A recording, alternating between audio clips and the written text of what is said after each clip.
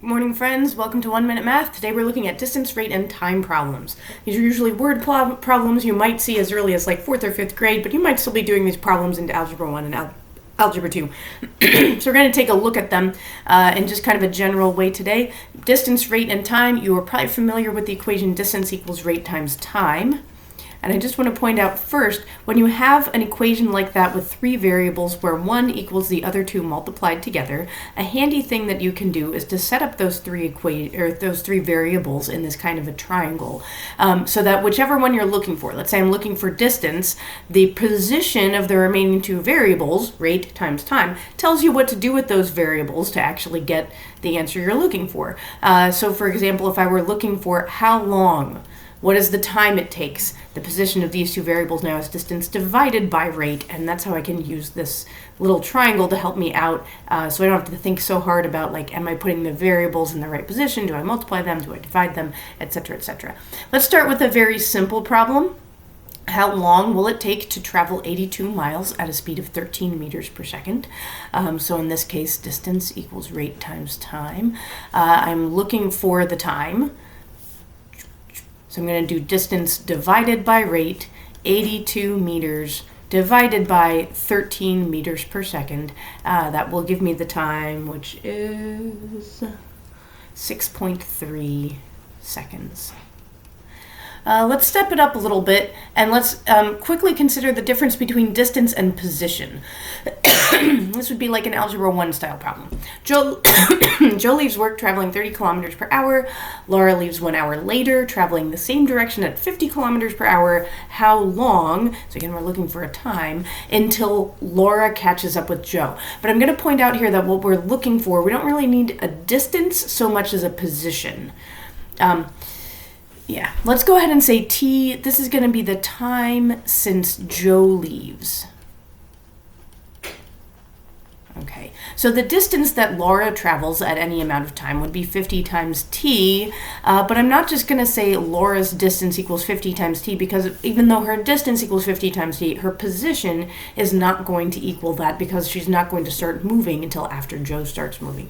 We can approach this one a couple of different ways. Let's start by considering this. T is the time since Joe leaves, so Joe's distance is going, or his position is going to simply be 30 times t, but Laura's position is going to be, we'll use d here just because those are the variables we're familiar with, 50 times t minus 1. Her position at time t will have a time of t minus 1 because she doesn't start moving until an hour after Joe leaves.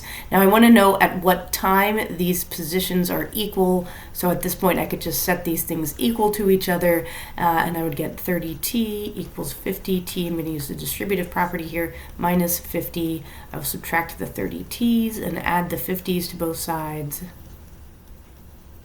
and I get 50 equals 20t. A little dividerino, and I get t equals 2.5 hours. Hour would be my unit of time in this case. Fantastic. Another thing that we could do, we could consider, let's say t is the time after Laura leaves.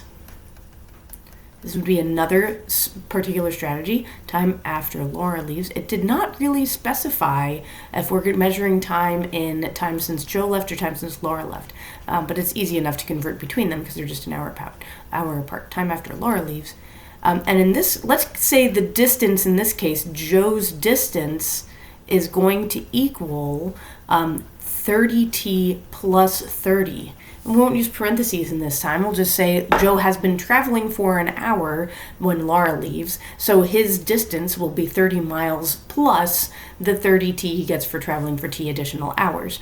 Laura's position is going to simply be 50t, and if I set these equal to each other, it is not, my goodness, it is not hard to see that we're going to get the same answer. And you're like, well, we get a different t. Yeah.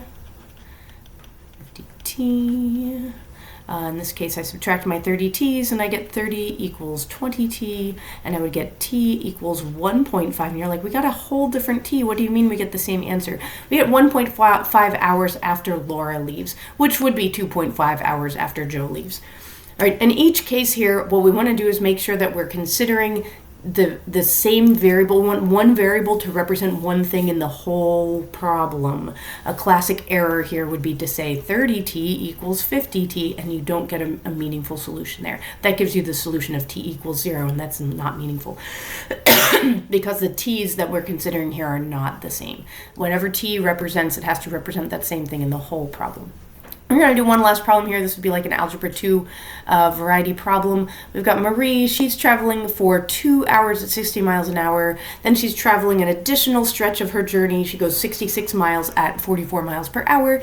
And finally, she travels an additional 87.5 miles in 1.75 hours. The question we're asked is, what is the average speed on the whole trip? The wrong way to do this is to add up all of her speeds, we don't even know that last one, and divide by 3. That's not what we mean by average speed here. Average speed means total distance divided by total time.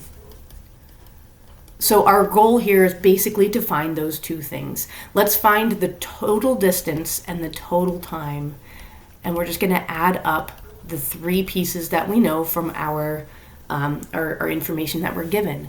We actually don't have a distance in the first, and we're not given a distance in the first description. We are given a distance in the second description, and we are given a distance in the third description.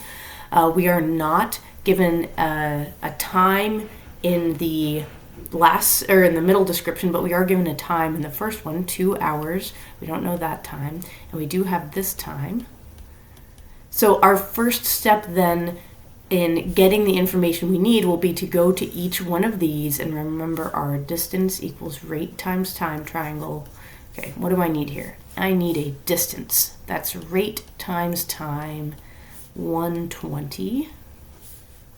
In the middle here, I need a time, and that would be distance divided by rate, which gives me 1.5. I can add up all of those things, 5.25 down there, and 273.5 up here. And if I divide them,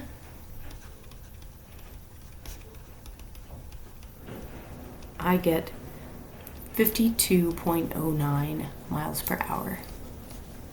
Beautiful. So your strategy in these kinds of problems, you just need to boil it down to what is the total distance, what is the total time. Take your little segments that you're given piece by piece and see if you can extract that information from those. All right, I hope you found that helpful.